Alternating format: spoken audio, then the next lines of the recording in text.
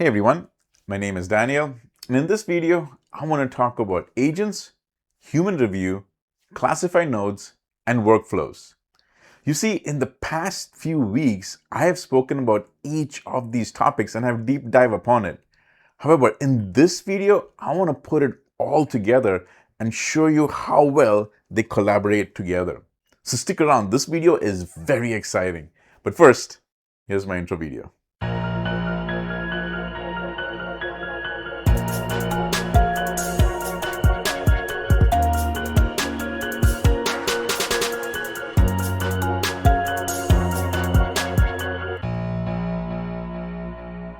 So here's an overview of the entire end-to-end solution.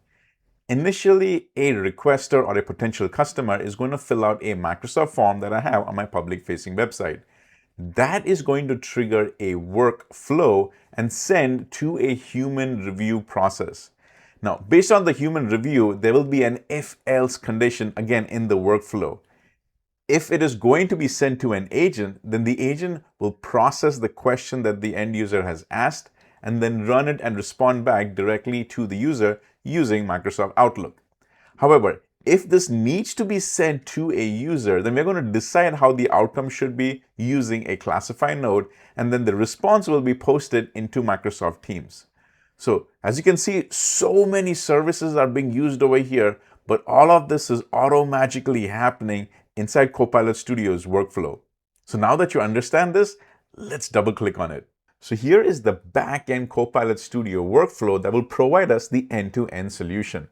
And if those of you who've been watching my videos regularly, you know that this is actually 3 videos combined together. And let me just give you a quick overview on that. The section where I go ahead and trigger based on a Microsoft form and I have an agent, well, that was the video where I talked about autonomous agents being replaced. The next video was focusing on the human review, which has the if-else conditions. And then the final one was about the classified nodes. So I've taken the link to all of those 3 videos and put them down in the description below. Go ahead and take a look at it because you will need to understand how to build each of these sections in detail. What I'm going to do over here is run all of it using that example. So in my example, let's go ahead and fill out 2 scenarios of that Microsoft Forms.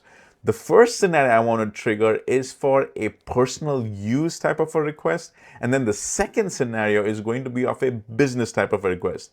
And once I've submitted this form, we'll quickly go back into the workflow just to see how the whole thing runs. All right, so scenario number 1 is to submit a personal request type of a question. So over here, Wesley Prixon is going to submit a request for a personal espresso machine that he wants, and he's going to provide us a description on that. So first thing is we put in the name. I want to go ahead and also put in the email address, and then here is the question/description. Wesley is saying, I'm looking for a coffee machine for my personal use. My budget limit is $800 and my color preference is gray color to match the decor of my kitchen. Let me know if you have this in price range. Here, I'm going to go and click on submit. All right, so it is done. Now we quickly jump over into this workflow and I'm going to go into the activity section because you can see it is running. All right, so I'm going to click on it. Now we already got the response. Now it is under the human review. Now the human review is being sent to me in my Outlook. So I need to quickly go into my email because there is one waiting for me. And there you see online inquiry by Wesley Prixon. The email states, a potential online customer has submitted the following question. You and I know what those questions are. So now this, I can send it to the agent because the agent can process this and answer. So I'm going to say yes. I'm going to say yes, yes. Then I'm going to click on submit. Quickly go back into the agent over here because this is still in the activity zone right over here. So you see now the if and else is done. It's sending directly to the agent and the agent is going to go ahead and send a response back to the user. So any second now, I'm going to come back over here, go to my inbox, and we will see a new email come in. This is the response that is sent to me by the agent. Fully end-to-end solution. Any second now, we'll get a response back. There you go. It arrived. See, it's a new email. I'm going to go and click on it, and we get an overview directly by the agent. Let's read on it. Greetings, Wesley Prixon. Thank you for your inquiry. Based on the available coffee machine inventory, we found a machine that closely matches your budget and other preferences. It gives me the machine name, it gives me the cost, the average number of coffee cups or espressos per week, and then it gives me a description. See, this was the first scenario which falls under the public request type of category. The second request I'm going to submit, again, the same process, but it's going to be for a business type of one. So the neat thing is that the overall process is the exact same. We go ahead and submit another Microsoft form, but it's the entry that's different. However, based on the entry, the workflow reaction will be a little different. So let's go to the second example. Just a quick update. If you wish to support my channel, you have two options. Go to my YouTube channel, click on join, and select any one of these membership options. Keep in mind, you can cancel it at any time. For a one-time payment, you can go to buymeacoffee.com/Dan Christian and select either 1, 5, or as many coffees as you like. Thank you for your support. Here, the user who is submitting it is William Jackson. For the sake of consistency, I'm just going to put the email address the exact same place. That way it'll go to my Gmail account. But the question, now that is completely different. Here's what it is. I'm an entrepreneur who's looking to open stores through the Carolina region where small businesses can congregate together to reach out to the community and in the process sell their products. I'd like to host a coffee shop there as well, and I'm hence I'm reaching out to you for business. I'd like to purchase industrial size espresso machines and coffee machines, and I'd also like to know if you have any maintenance plan that comes along with them. Looking forward to doing business with you. You see, this question completely different from what we posted before. But let's go and do a submit over here as well, okay? I'm going to click on submit, quickly jump over to the workflow part over here, going into the activity. You see the workflow is already running, and we are quickly at this point. Now, the form went ahead and sent it to the human review. This is the second email that came in. So I'm going to click on it, and I can see the same name, I can see the description, but in this case, I do not want the agent to automatically respond. I want my sales team to go ahead and take a look at it, digest it for a while, prepare a proposal, and then reach out to this potential client directly. So in this case, I'm actually going to contact the sales team directly in their Microsoft Teams. So over here, I'm just going to click on no, then I'm going to click on submit. This part is done. Let's quickly go back into the workflow piece. As you'll see, any section now, okay, it's back in the else. It's going to skip the agent, but now it's going into classify because it's classifying this as either personal or business. In our case, this is going to be in the business. So it's going to finish this off any section now. And right over here, we will see the post come in. See, immediately it showed up over here. Isn't it awesome to see this full end-to-end solution happening directly in workflows? But let's just verify. All right, did this get posted in my Teams?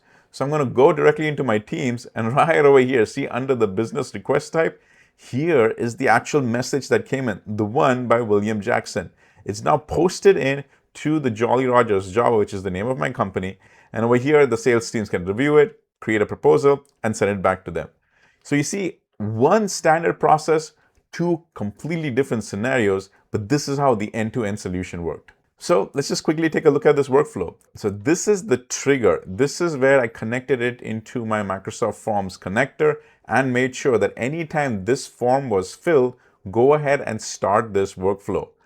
After the form is actually filled, I need to go ahead and get the response of this delay. So you have to go ahead and add this second action as well. Then you go ahead and add the human review. What the human review does is basically gets a title, the message, and then I want to go ahead and send it to at least 2 people. One of them will respond first. Now I'm sending it to them via Outlook. I do have the option to also send it to them in Teams, but in my case, it was the Outlook.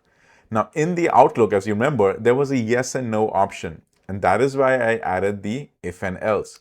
In the if and else, if the yes and no is equal to yes, go ahead and send it to the agent.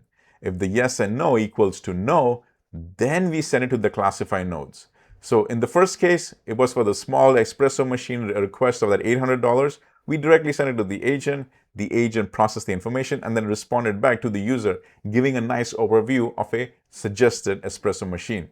In the second section, when we were asking for more business help, it went into the classify category. So in the classify, I went ahead and added these 2 nodes, which are also categories. One is for personal and the other one is for business. In the personal one was specifically if the input contains categories such as home, household, personal, family. Like that's how the classify uses this AI in the back end. In my case, it is a Claude Sonnet to understand if this is the personal or this is the business. Now, same thing for the business also, the categories I said, it should contain terms such as business, commercial, industrial, large scale, enterprise, things like that. If you notice in our scenario, I actually used the term business, which is why this category got triggered. In addition, I also gave examples. I gave 2 for the personal category and 2 for the business category. Now, in our case, because of the second scenario where it was the business category, the message was directly sent to these teams. Over here, I went and said that it's going to be sent as a flowbot. The channel is going to be the business request type in the Jolly Rogers Java teams, and I posted this entire message over here. Now, I know I quickly walked through this, but if you're interested in learning how to build it, take a look at the link down in the description below, because like I mentioned in the introduction, all of this was actually 3 videos put together. But this is the first time I've shown you how all of it can be consolidated together. Isn't this awesome? So if you have more ideas of such an end-to-end product using Copilot Studio and workflow, put it down in the description below. I would love to read your comments, and I might even take a few of them and build videos on it and give you a big shout out. Hopefully this video was useful to you, and as always, keep using Copilot Studio with workflows.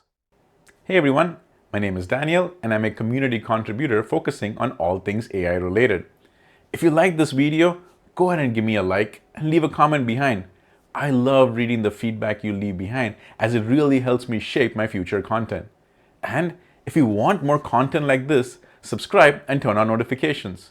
So once again, thank you for watching this video and I'll see you in the next one.